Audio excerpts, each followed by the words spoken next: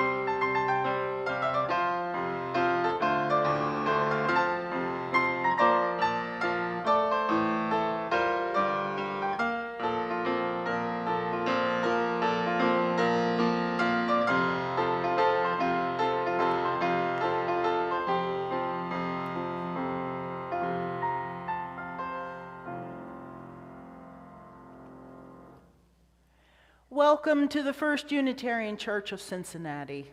My name is Reverend Connie Simon, and we are delighted you're here today. Our urban community welcomes all with love, supports learning and spiritual growth, serves our wider community, and works for justice, equity, and inclusion. At the end of our service today, there will be a series of announcements of upcoming events that are happening here at First Church and in the area. If you'd like to learn more about any of these things or about First Church and its programming, please send us an email at member-care@firstuu.com. We enter into worship by lighting our chalice, the chosen symbol of our faith. We do so this morning with this chalice lighting by Eric Heller Wagner. Blessed is the fire that burns deep in the soul. It is the flame of the human spirit touched into being by the mystery of life. It is the fire of reason, the fire of compassion, the fire of community, the fire of justice, the fire of faith. It is the fire of love burning deep in the human heart, the divine glow in every life. Please join in singing our First Unitarian Church Vision song. The words will appear on your screen. We are a liberal religious haven, welcoming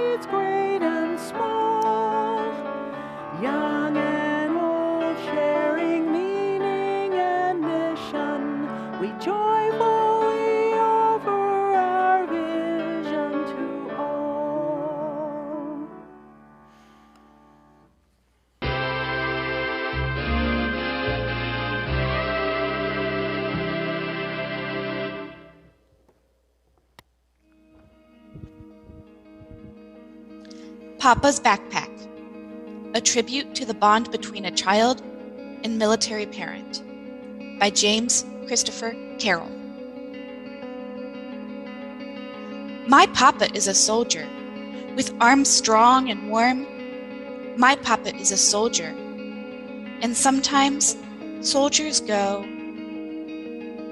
away for a while, to help for a while, so I can stay and play. But if I could,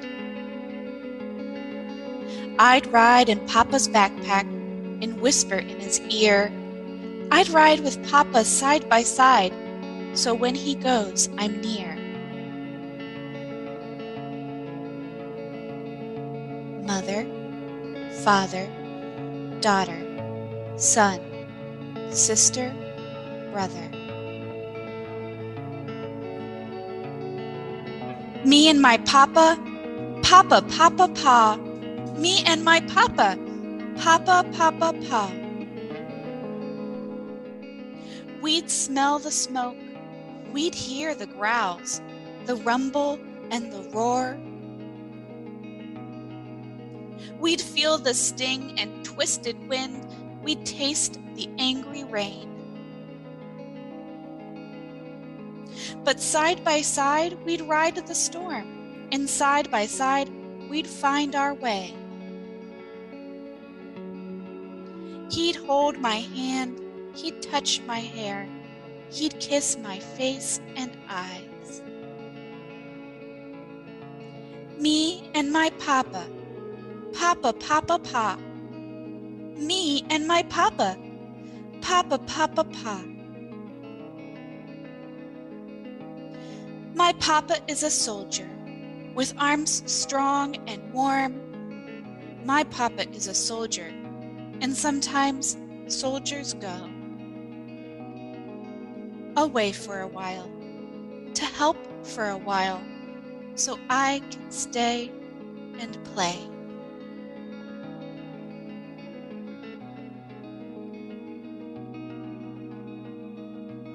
But if I could, I'd ride in Papa's backpack and whisper in his ear. I'd ride with Papa side by side, so when he goes, I'm near.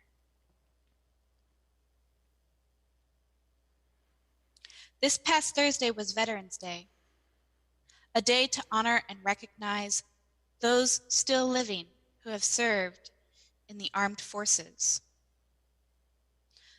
I wonder, did you or someone you love serve in the armed forces?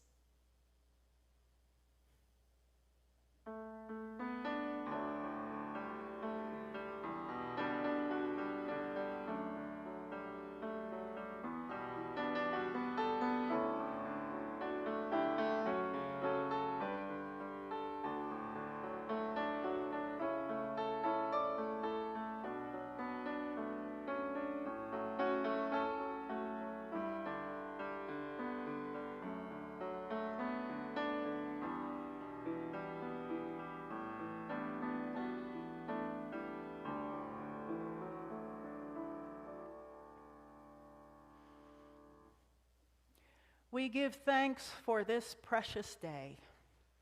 Every day is a precious day.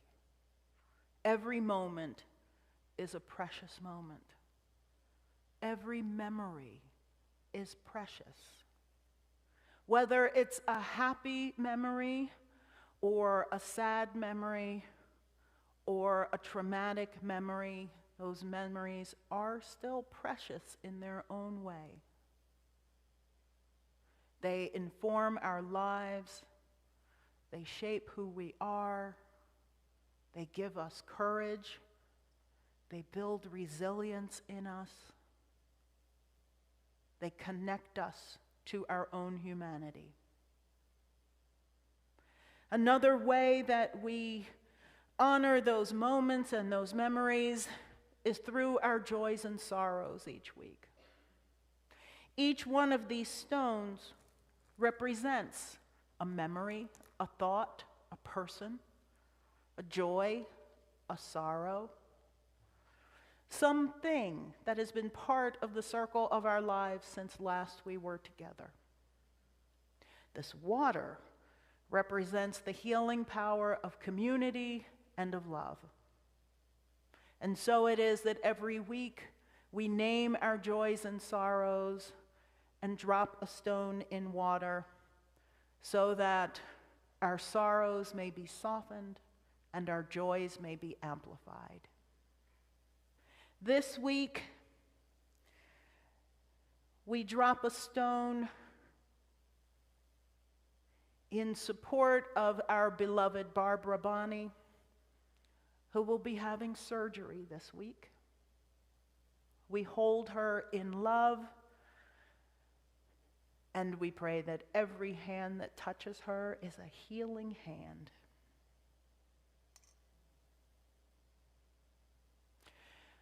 I drop a stone because November 11th was my mother Catherine's birthday. She would have been 97.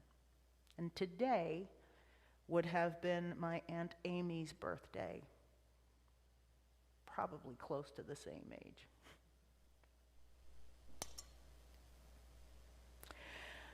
I drop a stone for all the veterans who've served. For all their families who served. For all the children who served. For all those who continue to support our veterans after they return.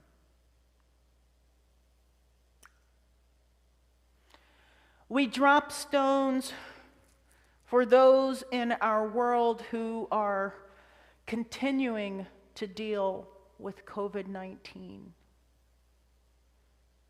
Another member of this congregation was just diagnosed as positive within the last week.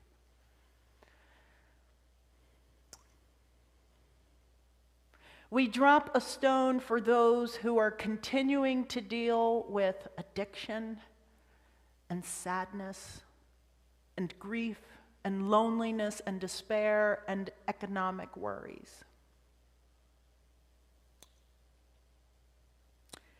We drop a stone for our earth, that we may become even more fiercely dedicated to climate justice and to the environmental work that must be done.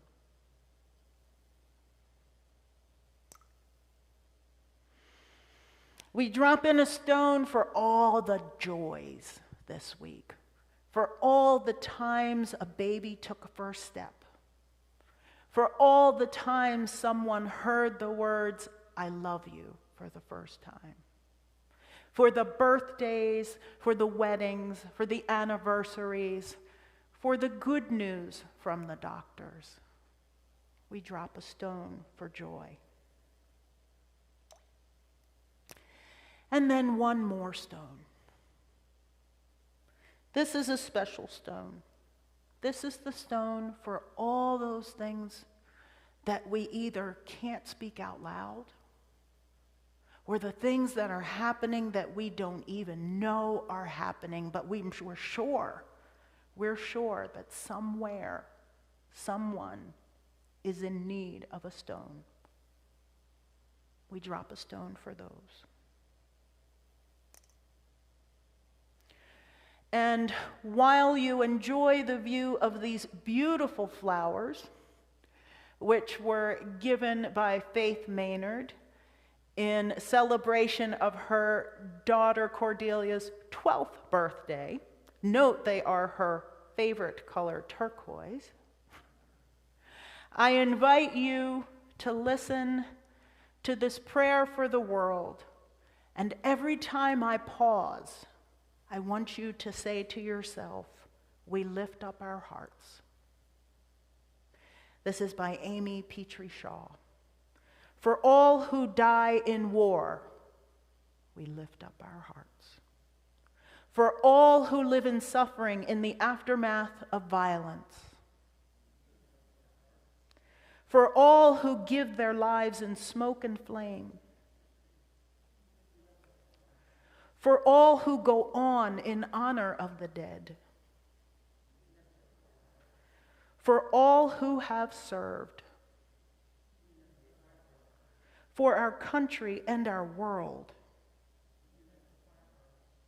for a planet that will find peace, for the young and the innocent, for the weary and the war-torn, for those who would pray, for those too angry to cry, for all of us, for the many names of God. We lift up our hearts. For those we have named, for those whose names we do not know, and those whose names are carefully guarded within our hearts, please join me now in a moment of silent meditation, reflection, and prayer, after which we will sing Spirit of Life.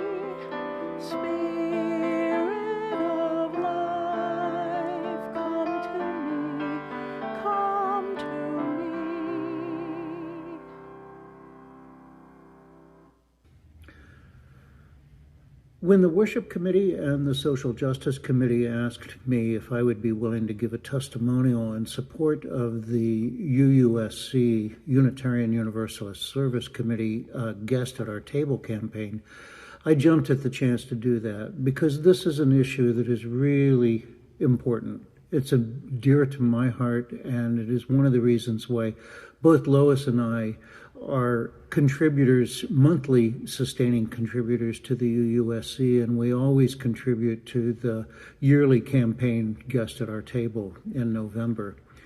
The Unitarian Universalist Service Committee is so special. It does something that other organizations don't do. It provides local empowerment for communities around the world, and it is a champion for human rights around the world. This is a unique combination of things.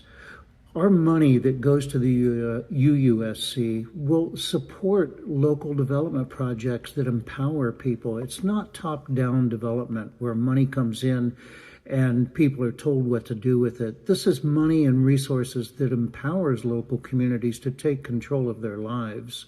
And that's really critical. And in addition to that kind of development work and social justice work, the UUSC also engages in human rights campaign work around the world to support people who are standing up for justice, who are working for fairness in their own communities, no matter if they're in this country or around the world.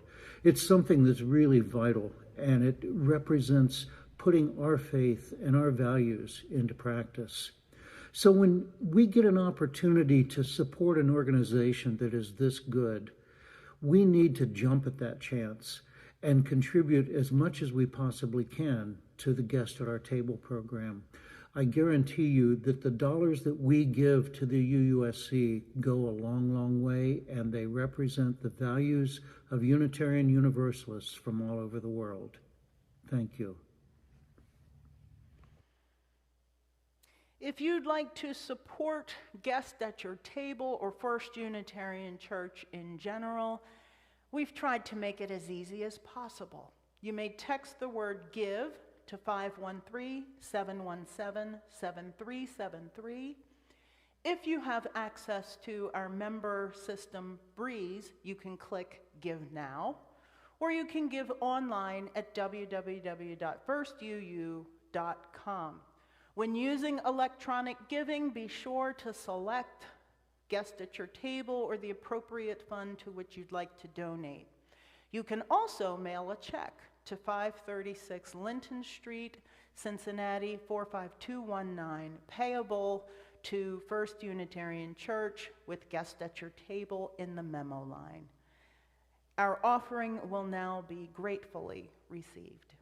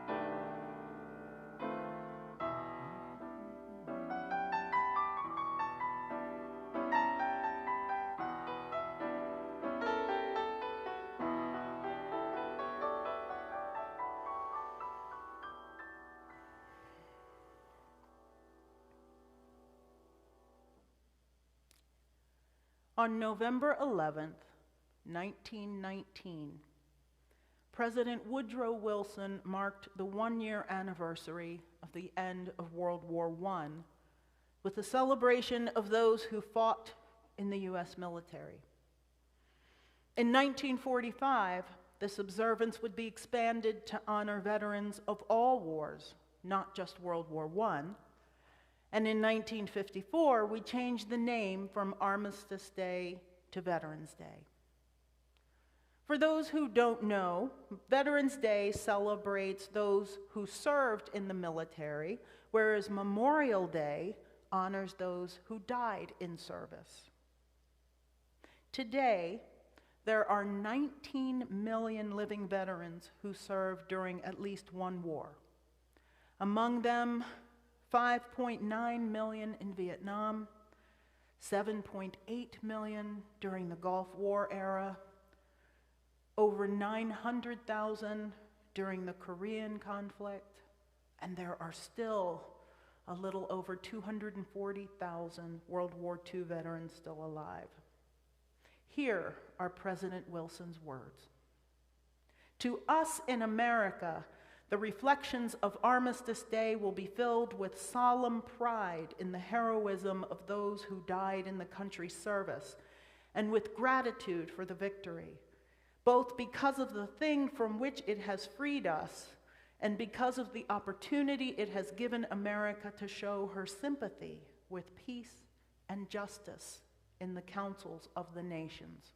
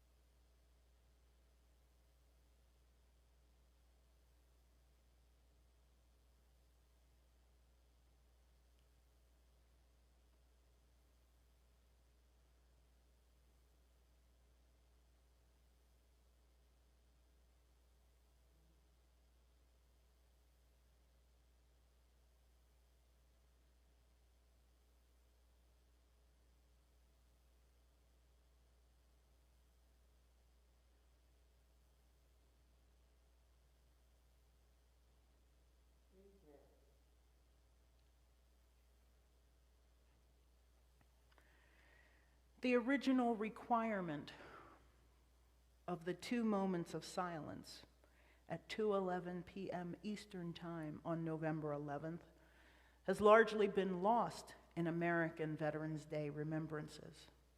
Still, it is a federal holiday. Banks, stores, and offices are closed. We mark it with parades and ceremonies, most notably at Arlington National Cemetery, the resting place of over 400,000 veterans. We share GIFs and soldier emojis and wave our flags proudly.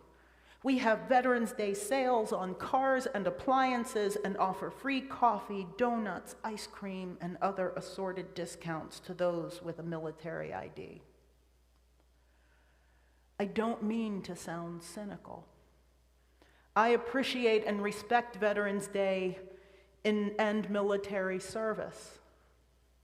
My second great-grand-uncle, Albert Walls, was a member of the 54th Massachusetts Regiment, killed in action at the Battle of Sola Gre in South Carolina in July of 1863.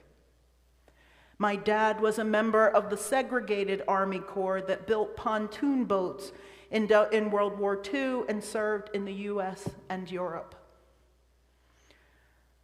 I have a very dear friend who spent 24 years in the Army in Bosnia, Kuwait, and other places. My brother was in the Navy for 12 years. There are many, many veterans in my family and in my circle of friends. Veterans put themselves in harm's way for freedom and democracy, often serving in deplorable and horrific conditions, some by choice, but many not, fighting wars not of their own making, wars not always supported by the citizens of their own country, and sometimes returning to a nation that doesn't always support the veterans themselves. After the First World War, nearly 200,000 soldiers came home with a permanent disability. Many lost limbs and dealt with physical injuries. Thousands others suffered from psychological wounds, what was then called shell shock or war neurosis, what we would call post-traumatic stress disorder today. As former infantry officer Robert Marks said back in 1919, a man could not go through that conflict and come back and take his place as a normal human being. Efforts were mobilized to meet the needs of returning soldiers. Organizations such as the Red Cross, the American Legion, and the Disabled Veterans of War pushed for disability benefits and rehabilitation services. These groups paved the way for the 1921 creation of the U.S. Veterans Bureau, which is the forerunner of the Department of Veterans Affairs. Some received the help they needed, but not all. Among those who lived in areas where treatment was available, many complained of poor conditions in facilities and inadequately trained counselors. African American veterans of World War I returned to a nation that despised them, a nation where the Klan was at its peak and racism was even more extreme and more violent than it is today. Returning to civilian life after military service, especially after combat service, is difficult. It was no different for those coming home after the Second World War, yet many of their challenges were hidden, according to author Thomas Childers. He notes the glamorization of the Second World War and how the complex, often painful realities of the post-war experiences have been muffled under a blanket of nostalgic adulation. Indeed, he says, this image has become our public memory of the war and its aftermath, a quasi-official transcript of events that glides sentimentally over what for many veterans was a deeply troubled re-entry into a civilian world that, like themselves, had undergone dramatic change. These soldiers endured horrific conditions, were thousands of miles from home, seeing things that no one should ever see, watching their mates kill and be killed, killing themselves, young men away from their parents, husbands away from their wives and children, gone for months and years at a time, unsure of when, if ever, the war would end and they would see home again. They too came home with physical and emotional wounds, deep scars, many of which would never completely heal. Now again, I don't question or challenge the sacrifice made by these brave men and women. I don't begrudge them the admiration and praise they so valiantly earned. I do, as does Childers, lament that this admiration and praise has not been extended equally to the soldiers of all wars. Those returning from Vietnam didn't receive the same praise. Their stories aren't viewed through the same nostalgic lens.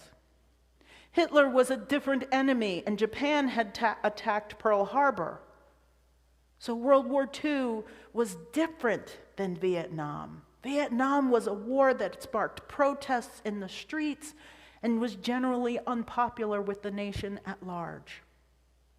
Still, these soldiers suffered the same injuries, pain, and loss of their World War II compatriots.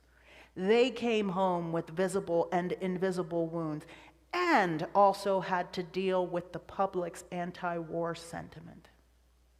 Childers says, for a time, the tortured emotional legacy of the Vietnam War generated tremendous public interest in the plight of many veterans, but in ways that seemed to suggest that any problems that arose, PTSD, alienation, substance abuse, and shattered personal relationships, were somehow unique features of the Vietnam experience.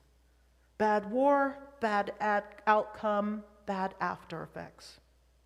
But by contrast, World War II vets had fought the good war and returned home to a grateful nation, happy, healthy, and respected. Yeah, right. And we haven't even mentioned the veterans of the Gulf War era, those who fought in Iraq and Afghanistan over the last 20 years in another unpopular war.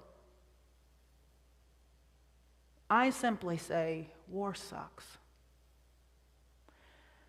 Childers expresses it a little more poetically. Wars are not clean or neat, and neither is their aftermath. I like mine better. War sucks. Some come back unharmed and lead healthy, happy, productive lives, but many don't. For example, 44% of Gulf War vets reported having problems readjusting to civilian life. 1 in 5 suffered concussion or other traumatic brain injury.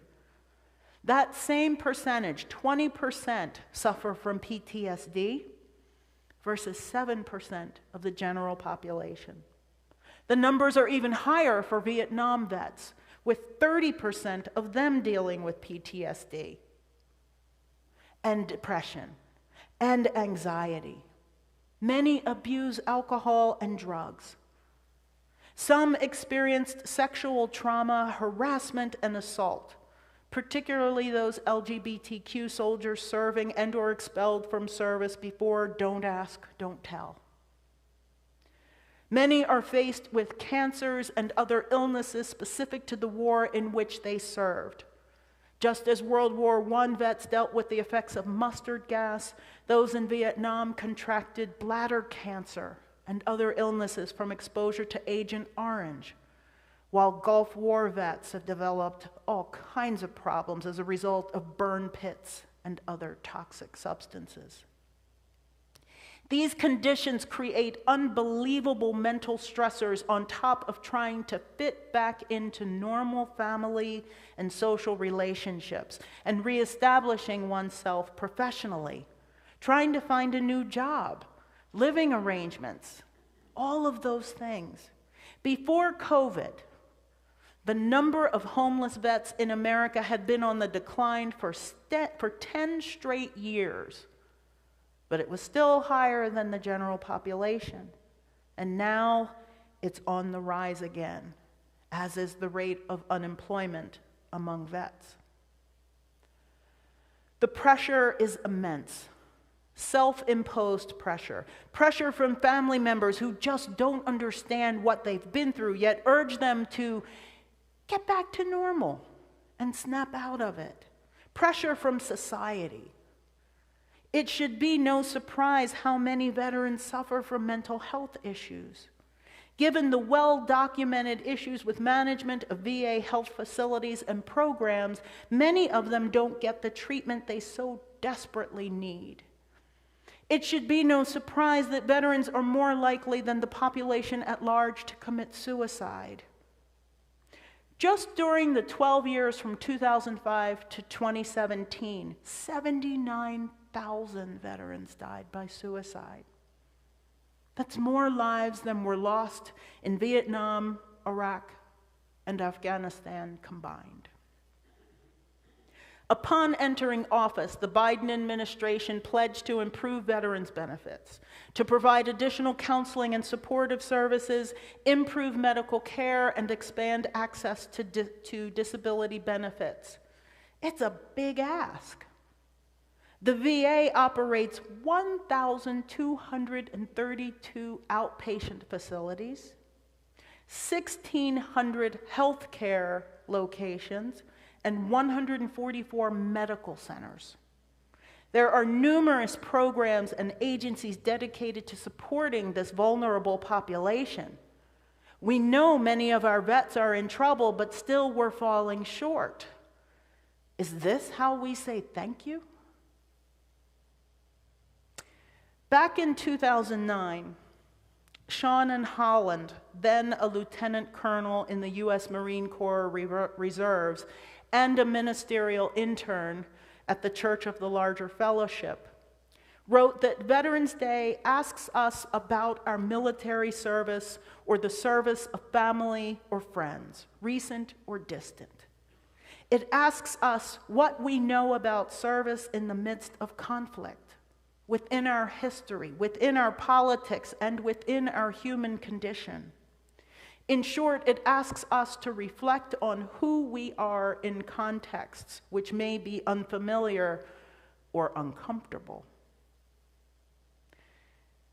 There was an article in UU World shortly after 9/11 and the start of the Gulf War, the Afghanistan war, that asked, how do you support the troops when you oppose the war? This isn't about the war. This isn't about the military per se. This isn't about whether you think the United States should have armed forces or engage in combat. I don't know anyone who actually supports war or likes war. But the soldiers aren't the war. Veterans aren't the military complex. They are human beings. When we talk about immigration, we say no person is illegal. They have simply crossed the border without documentation and deserve to be treated with dignity. And so do our veterans. Through their service, they gave up so much of their lives and are then dropped back into society, expected to pick up the pieces and start all over, all while dealing with the physical and mental scars of their service. We don't have to lose the cute GIFs or the parades or even the free cups of coffee for those who've served. We need to do more. More as individuals, more as a nation, more for the veterans and their families who are struggling every day. So what can you do? What can any of us do? Volunteer at a local VA medical facility. You may be able to work with patients or help around the facility, or provide companionship to patients, particularly the older ones and those in hospice. Support your local disabled veterans organization. Drive patients to appointments, or help local residents with home maintenance, shopping, or other tasks. If you have the appropriate qualifications, consider offering pro bono legal or counseling services to veterans. Volunteer to prepare and deliver meals to those who are on the streets or homebound. Support those who are seeking additional education after military service by being a tutor or a career counselor. Offer to do mock interviews or help with resumes. Check out veteran service organizations such as Soldiers Angels Cincinnati for a list of current volunteer opportunities. They're not the only group that does this. They provide a range of opportunities that support our veterans. They do everything from offering virtual baby showers for expectant spouses of deployed service members and injured veterans to arranging telephone conversations with homebound vets who are isolated and alone. These are just a few ideas. There are so many more. Many ways to show our veterans they are not forgotten, that they are loved. There are more ways to say thank you. On that day, back in 2009, Holland reminded us that Veterans Day is a time for us to intentionally recognize and honor those who have served our country in times of peace and war. It's a time for us to peer through the haze of complex historical, political, and social issues into the heart of the veteran's human spirit. It's a time for us to recognize their courage and resoluteness in the face of incredible adversity. And it is a time to honor the sacrifices they and their families have made on behalf of this nation. Let us think on what we might do to build a future worthy of their sacrifice. Let us find more ways to say thank you.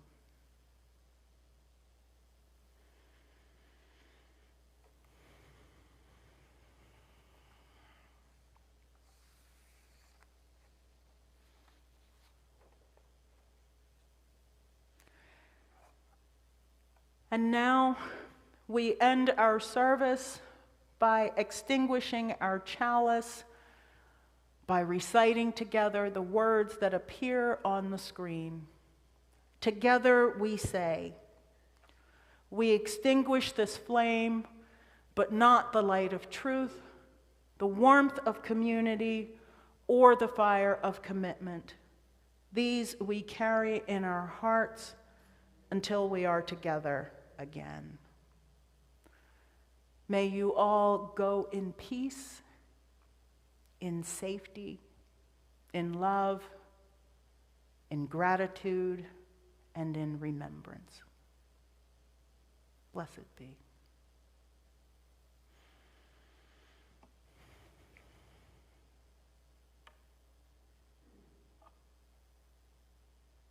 There are some things happening at First Church in the coming weeks. The first is a TED Talk by Tim Krause as we honor Native American History and Indigenous Persons Month. This Land, Exploring Land Acknowledgements. It will happen on Friday, November 19th at 7 p.m. If you'd like to register, the link appears on the screen, or you can always email member-care@firstuu.com. Our sanctuary will be reopening on December 5th. No RSVPs will be required. Please watch your emails for information on COVID protocols. We want to make sure that everyone is safe. There are also volunteer opportunities available here in the First Church community in social justice with Interfaith Hospitality Network, which serves those who are unhoused, our Shiloh Food Pantry, in worship, in adult and youth faith development, youth groups, the Anti-Racism Committee, and our Accessibility and Inclusion team.